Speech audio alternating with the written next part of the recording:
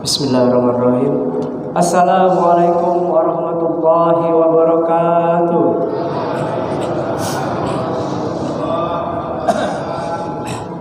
Alhamdulillahirabbil alamin. Wassalatu wassalamu ala asrofil anbiya'i wal mursalin wa ala alihi wa ashabihi ajma'in, amma ba'du. Pertama-tama mari kita memperbaharui rasa syukur kita kepada Allah Subhanahu wa taala yang mana hingga malam hari ini kita dapat diberikan nikmat kesehatan dan juga nikmat Islam. Salawat beriring salam tak lupa kita sampaikan kepada Nabi besar Muhammad sallallahu alaihi wasallam dengan sama-sama mengucapkan Allahumma shalli ala sayyidina Muhammad wa ala ali sayyidina Muhammad. Yang kami hormati Bapak Ustadz Bayu Muhsinin MPD sebagai mubalik pada malam hari ini. Yang kami hormati para alim ulama, tokoh masyarakat, serta bapak-bapak, ibu-ibu, dan tak lupa adik-adik yang kami banggakan. Jamaah rahimakumullah, sebelum mendengarkan tausiah Ramadan pada malam hari ini, kami dari Panitia Ramadan akan menyampaikan beberapa pengumuman. Yang pertama yaitu mengenai keadaan keuangan infak Ramadan sampai malam hari ini. Saldo pada malam sebelumnya berjumlah Rp21.700.000, penerimaan Rp950.000, sehingga saldo sampai dengan malam hari ini berjumlah Rp22.650.000. Kami ucapkan terima kasih kepada seluruh jamaah yang telah menginfakkan sebagian hartanya. Semoga apa yang diberikan dapat dibalas oleh Allah Subhanahu wa taala. Amin ya rabbal alamin. Untuk itu sama-sama kita sedekahkan Ummul Quran Al-Fatihah.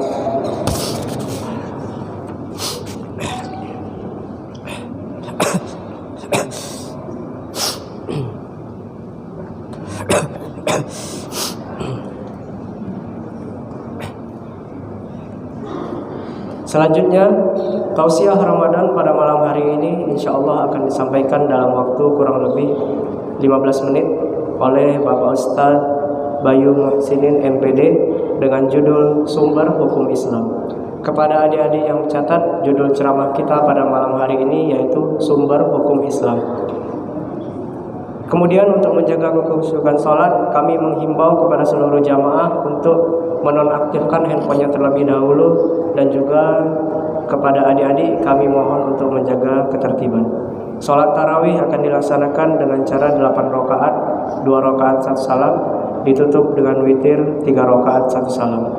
Untuk petugas sholat tarawih pada malam hari ini, insya Allah yang bertugas sebagai imam yaitu Bapak Ustadz Muhammad Abdul Hafiz dan Bilal Saudara Fahrian Ansori. Setelah ini kepada Bapak Ustadz Bayu Muhsinin MPD kami persilakan. Untuk petugas harap menyesuaikan. Demikian yang dapat kami sampaikan. Bila ada yang kurang mohon dimaafkan. Wassalamualaikum warahmatullahi wabarakatuh.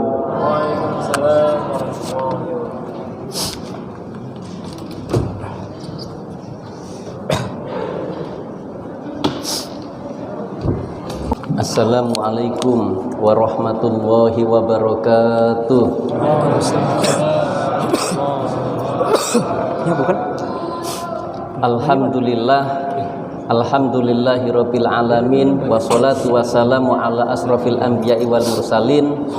Allahumma sholli wa sallim ala sayyidina Muhammadin wa ala alihi wa sahbihi wa barik wa salim ajmain, amma ba'du. Ayuhal hadirin wal hadirat, jamaah salat isya dan tarawih yang dirahmati oleh Allah. Suatu ketika Imam Syafi'i ditanya oleh Gubernur Asia Sam, namanya Abdurrahman Al-Mahdi. Beliau dikasih surat yang sangat sederhana, isinya, wahai Imam, agar masyarakat saya bisa memahami ajaran-ajaran Islam dengan baik, itu caranya seperti apa? Membaca surat dari gubernur, kemudian Imam Syafi'i memanggil muridnya namanya Robit. Robit ta'al hayya bina naktub arisalah. Mari kita membalas, mencatat suratnya gubernur tersebut. Sampai ketika beliau menulis, kurang lebih sebanyak 360 halaman yang ia tulis sehingga menjadi nama kitab, namanya kitab Ar-Risalah, yaitu sumber hukum-hukum Islam. Di sana disebutkan, wahai gubernur, ya.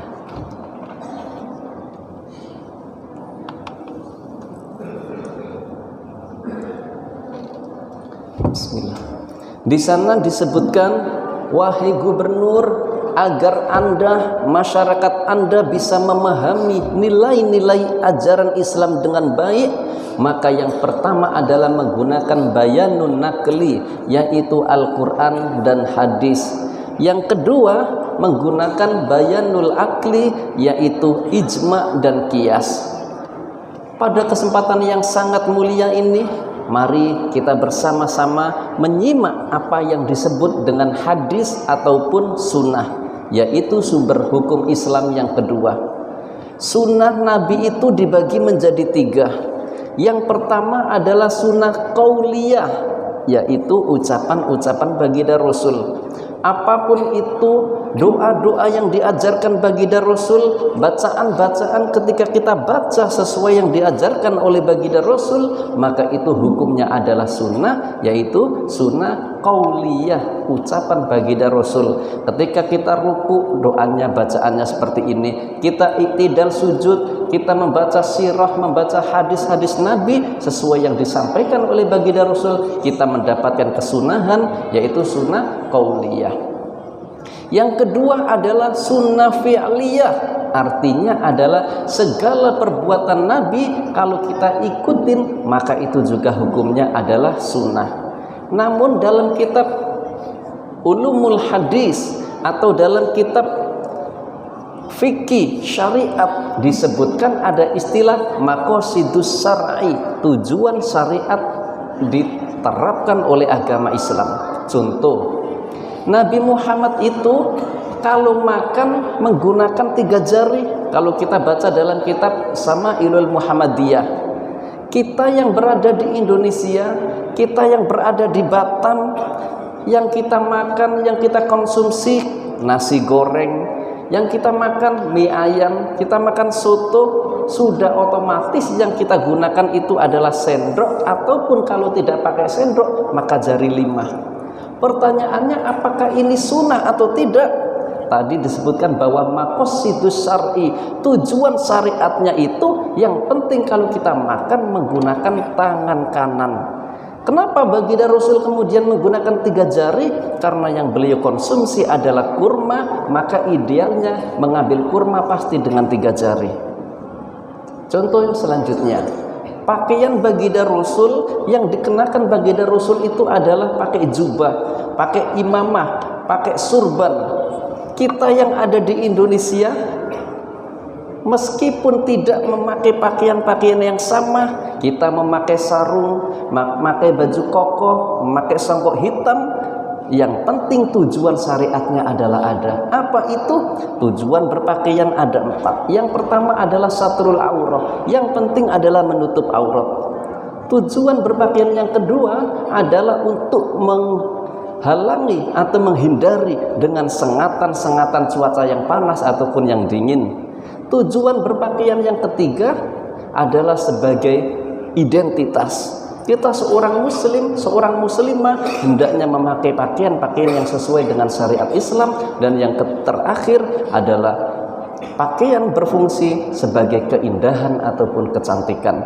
Oleh karenanya, kalau nilai-nilai ini ada dalam diri kita, kita memakai baju muslim ataupun baju Melayu, semangatnya adalah semangat baik, sehingga kita memakai jubah itu bagus, sunnah. Kita memakai pakaian-pakaian yang ada di Indonesia juga tidak salah.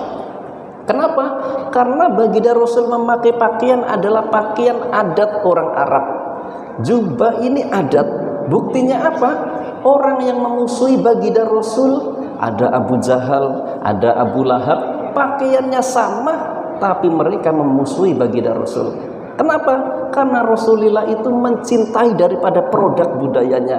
Kita yang ada di tanah Melayu, ketika memakai baju Melayu, pakai songket, pakai songkok, cinta produk-produk dari leluhur kita, maka itu juga hukumnya adalah sunnah, karena kita mencintai produk budaya setempat.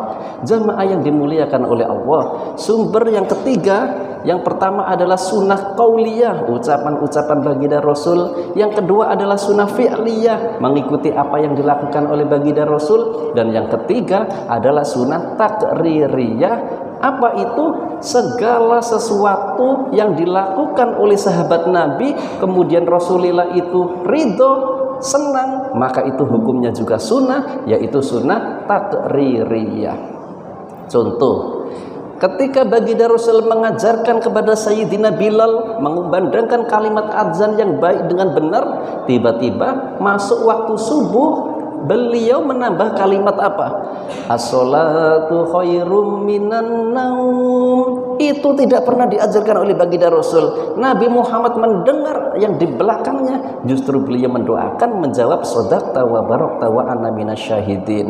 Ini berarti sunnah, namanya sunnah takririyah. Contoh yang kedua, ketika baginda Rasul hijrah dari Makkah menuju ke Madinah, ditemani oleh sahabat Abu Bakar As-Siddiq, para sahabat-sahabat Ansor yang ada di Madinah sangat antusias menunggu kedatangan baginda Rasul, sehingga anak kecil, remaja, dewasa, bapak, ibu, kakek, nenek, semuanya berbaris untuk menyambut baginda Rasul. Sebagian membawa alat-alat tabuh, rebana, hadroh, kompang. Ketika Nabi Muhammad masuk, semuanya melantunkan qasidah, semuanya menyanjung-nyanjung Nabi Muhammad.